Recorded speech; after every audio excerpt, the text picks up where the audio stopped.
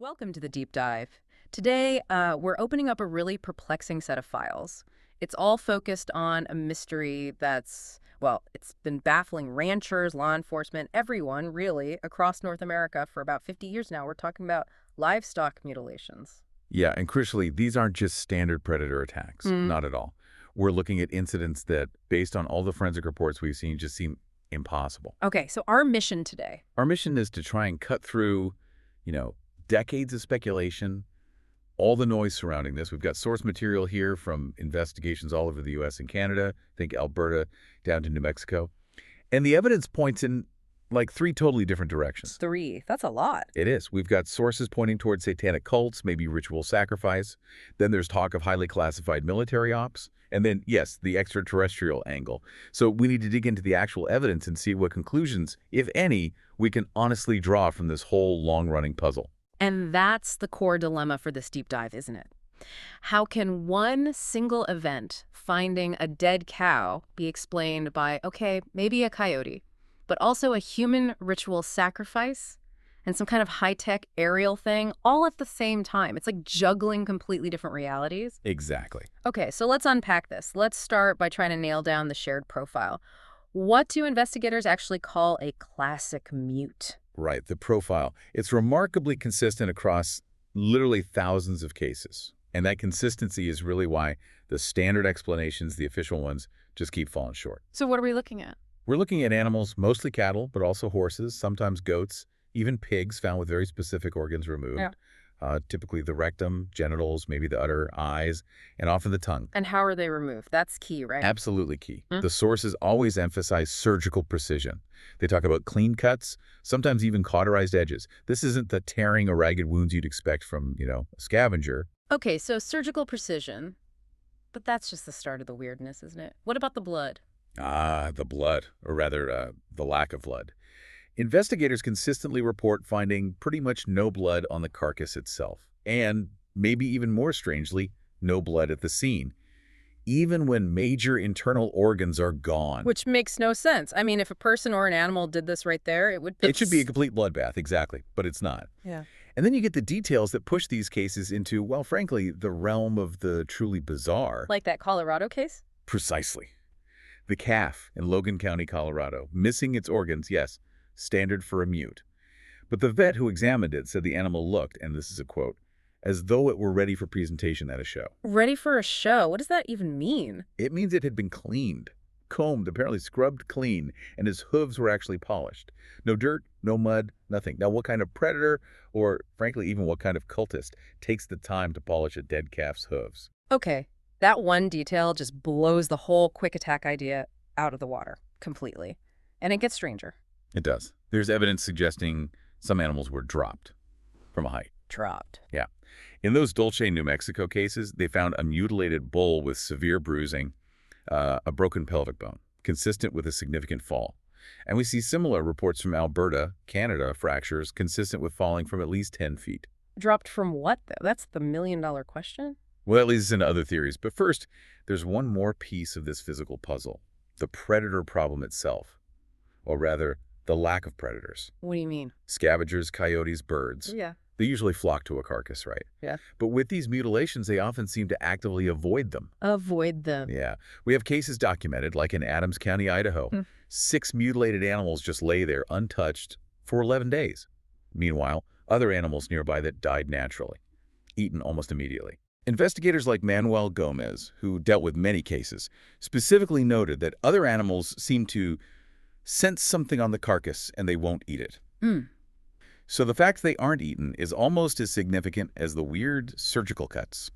Okay, so if we put all that together, the surgical cuts, no blood, maybe being dropped, scavengers staying away, it seems natural causes are pretty much off the table. They really are, according to many investigators on the ground. Which means the explanation has to be human or something else entirely. Let's look at the human angle first, the cult hypothesis. Right. The cult idea gained traction because, well, it offered a motive, however disturbing, for taking those specific organs. And there was some supporting evidence. Like what? In places like Benton County, Arkansas, authorities actually found sites near mutilated animals. Sites with things like stone altars, painted animal skulls, candles, other stuff that points towards, cult activity. So there were signs of ritual activity found nearby sometimes. Yes. And some reports tried to link these events to known groups, like Santeria, which does perform animal sacrifices, though usually smaller animals like chickens and goats. They sometimes drink the blood, which kind of fits part of the narrative, though not the lack of blood at cattle sites. Then this isn't just a U.S. thing? No, globally you see parallels, like the concept of muti in South Africa, using body parts, sometimes animal, ground into powder for powerful medicine. There was a case near Durban involving a cow where similar parts were taken. So there is a disturbing human playbook for this kind of thing. Okay, so the cult idea has some legs, some precedent, but does it explain everything, especially the high-tech aspects or the lack of evidence? Probably not all of it. And it definitely doesn't explain the official reaction we often see in these reports. The moment these cases hit the news, it seems an official counter-narrative pops up, often aimed at shutting down the local investigation. You mean like the Rommel report? Exactly. Former FBI agent Kenneth Rommel's 1980 investigation is probably the most famous official attempt to close the book on this. And his conclusion was? His conclusion basically was that most of these classic mutilation cases were just natural deaths, followed by normal scavenging. Coyotes, birds, insects, compounded by ranchers, maybe misinterpreting things, some hoaxing, maybe even falsifying reports. Which must have gone down well with the local police and vets who saw the bodies. Not well at all. It created a huge conflict. I mean, how do you tell experienced vets and sheriffs, people who've seen hundreds of dead animals, that they can't tell the difference between a coyote tearing at a carcass and a clean surgical cut? It felt dismissive. It sounds like it. Did it influence other investigations? Oh, definitely. Look at the Royal Canadian Mounted Police, the RCMP. They were looking into a spate of mutes in Canada around 1979, initially focusing on cults. But then, after Rommel's report came out in the U.S., their investigation suddenly pivoted. They dropped the cult angle and started blaming predators, too. Really? Just like that? Pretty much. Which led to a lot of speculation, even within the RCMP, according to some sources, that the orders to change direction came from a superior level.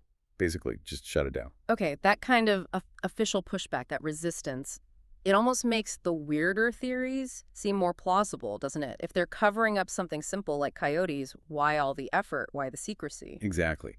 Which brings us inevitably to UFOs. Right. The connection seems unavoidable in some areas, especially places like Dulce, New Mexico. It seems like almost every major mutilation report there coincides with sightings of UFOs or maybe strange, large, dark objects moving silently nearby. The link is often very direct in the source material we have. You get eyewitness accounts, of course, but then you also have things like the testimony of Judy Doherty. What was her story? Under hypnosis, she described an abduction experience where she witnessed what she called little men actually mutilating a calf on board some kind of craft. She said they were trying to extract its life essence. Okay, but hypnosis testimony. That's always tricky ground, isn't it? Suggestibility, false memories. Absolutely. It's a huge caveat, and you have to be incredibly careful with it.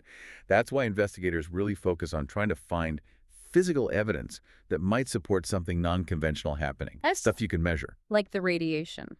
Precisely. Yeah. That's a big one. Yeah. Investigators reported finding excessive radiation levels in the ground near some mutilation sites. Yeah. Often within these strange round indentations, maybe 4 inches across.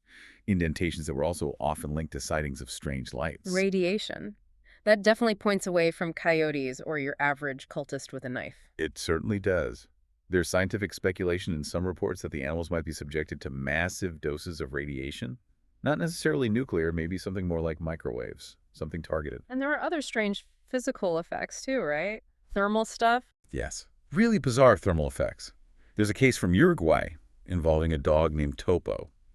An autopsy found that the fat under its skin seemed to have melted and then solidified again on the outside of the skin. Melted, suggesting exposure to some kind of incredible high localized temperature, not something that happens naturally. And then there was a case in New Mexico, near Lindreth. A law officer found a mutilated horse. Okay, strange enough. But the carcass was apparently covered in dead flies. Every single fly was dead. Dead flies. Just on the carcass. Just on and immediately around it. It suggests some kind of highly localized effect, thermal radiation, maybe something else that killed them instantly. Yeah. Again, Not natural, not biological in the usual sense. So if it's not biology, not standard human ritual, that leaves us with something highly organized, highly technical, which circles back to helicopters. The mystery helicopters, yes. The sheer number of sightings reported near mutilation sites is just staggering. There was one project, Project Stigma, that compiled over 200 reports. Unidentified helicopters, often unmarked, seen operating right around the time and place of a mutilation. And these weren't just normal helicopters flying over. Apparently not. We're talking reports of completely unmarked choppers, sometimes seen hovering low. There are even accounts of seeing men in what look like military uniforms actually performing tissue excisions on cattle, sometimes near these helicopters. Wow. And the tech. Seems advanced. Sources mention the possibility of silent helicopters, maybe types like the Hughes 500 series, modified perhaps, aircraft that could operate very quietly, maybe even outrun police helicopters if needed. And the behavior wasn't always covert. Sometimes quite the opposite, almost intimidating. There's this one really bizarre story from Wyoming. A deputy sheriff reported being chased, actually paced, by a solid dark green, unmarked chopper. He said the occupants were laughing and whooping at him as it flew alongside his patrol car at high speed. Laughing at him. It's aggressive. And strange, right? It all feeds into the strongest cover-up theories. The constant presence of these unmarked, sometimes menacing aircraft. It makes investigators suspicious. Suspicious that the different theories are maybe being encouraged? Exactly. That maybe the confusion is intentional. Some sources flat out suggest that maybe the cult activity is sometimes financed, stimulated, or simulated, used as a kind of counterintelligence smokescreen, misdirection to hide what's really going on. A shell game, like you said. Yep. So if the FBI officially says, nope, no federal jurisdiction, no evidence of interstate activity, even when patterns cross state lines, what are they protecting? That's the question that leads directly to speculation about, say, unauthorized military research, maybe black projects involving chemical or biological agents, genetic research gone wrong. Ranchers like Manuel Gomez, who actually had his insurance canceled after he reported mutilations on his property, they felt completely ignored and dismissed by the official reports like Rommel's. They were bitter. You can understand why. Their real-world experience was just brushed aside. Completely. It's a recurring theme. Locals provide detailed evidence, photos. One investigator mentioned photos of a mutilated mare that just hadn't decomposed naturally even after 130 days. Which is physically bizarre, and the official process just seems designed to, well, not find answers. Maybe just secure a grant, write a report, and move on.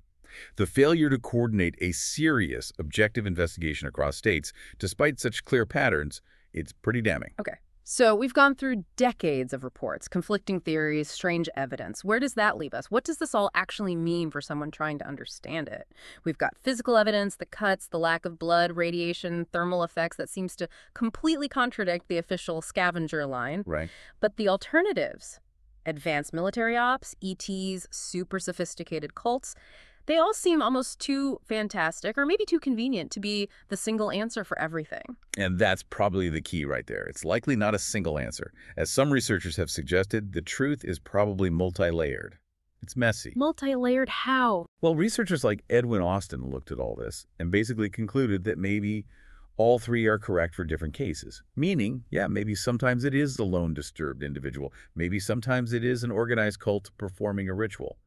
And maybe sometimes it is something much more sophisticated connected to UFO phenomena or governmental clandestine activities. You just can't apply one simple explanation to thousands of cases over 50 years. So the main takeaway isn't necessarily who did it. Not definitively, no. Oh. Perhaps the strongest conclusion we can draw from all this source material isn't about the perpetrator, but about the investigation itself. The biggest obstacle to understanding seems to be the consistently inconsistent, often suspicious behavior of various official agencies, the FBI, the RCMP, in that Canadian case. The ones who seem determined not to investigate too deeply or to shut down local efforts? Precisely. The collective evidence points strongly towards organized, sophisticated, non-natural activity. That seems clear. But it's happening under this thick, persistent cloud of official secrecy and misdirection. That's the most solid conclusion we can reach. And that, I think, leaves us with a pretty provocative thought to end on, doesn't it? Go on.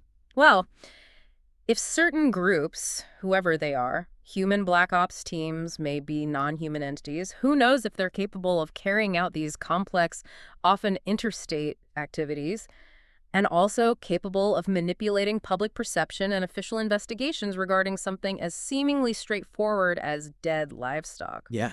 Then you have to ask, what other things, what other phenomena totally unrelated to animals might be getting the exact same treatment, the same level of organized confusion and institutional misdirection? That is definitely something to mull over, especially when you consider just how long this particular mystery, the livestock mutilations, has been kept under wraps, despite all the evidence. Thank you for joining us for this deep dive. We'll see you next time.